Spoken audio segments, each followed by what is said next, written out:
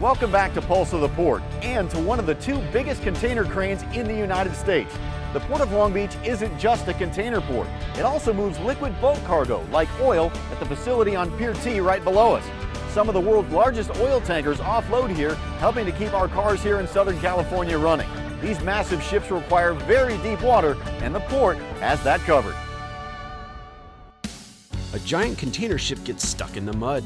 Another runs aground in the Port of Kingston. Could a disaster like this happen here in Long Beach? This is something that happens in navigation. Charts are good, pilots are excellent, the captains are good, but they have to make sure that they're in deep enough water to safely navigate that vessel.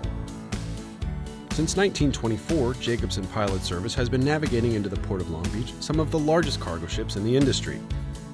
And while water depth is always a concern, Long Beach is quite unique in this respect. In the last 10 years, ships have about tripled in size. So these much bigger ships are carrying a lot more cargo, so they're much heavier. So they go deeper into the water. So again, deep water is a real key to be able to bring these ships into the port. Our maximum draft below the water is 65 feet deep.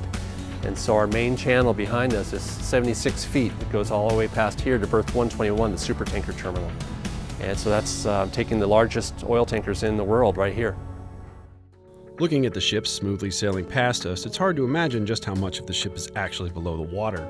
But for pilots, knowing the precise amount of clearance between the ocean floor and the hull of the ship is critical, with slight changes making a big difference.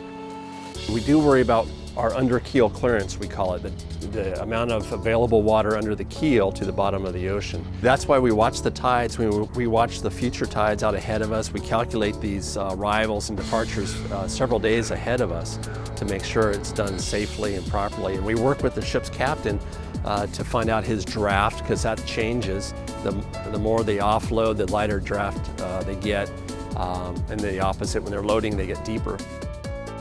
Today, the Port of Long Beach has one of the deepest channels in the United States, making it easy and safe for the largest ships to call here. But it wasn't always this way. If you go back to the history of the port, it was basically a mud flat.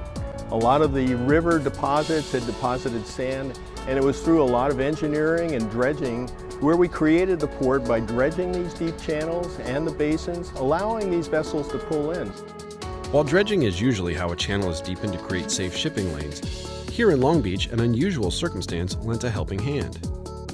We also had an interesting phenomena at the Port of Long Beach. It was an oil field in the early 1900s, and when the extraction of that oil was being removed, the ground settled. It's settled down in some places as much as 20 feet.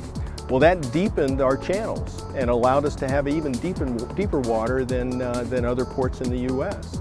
So we had the benefit of that oil extraction helping us out.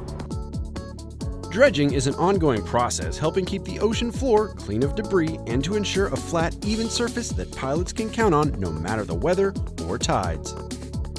The port invests a lot of money in the dredging, and that we need the deep water to attract the bigger ships, and the future is bigger ships. That's why the port is investing a lot of money in dredging. The port is constantly just dredging out every place that we need to maneuver the ships. They're dredging.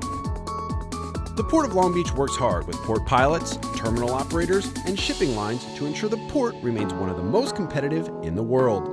On top of that list is making sure the port remains big ship ready. Offering the deepest shipping lanes in the United States, the future looks bright. There's still more to come here on Pulse of the Port, so why not have a little fun? After the break, we'll check in at berth 55, where some amazing fishing adventures get started. We'll be right back.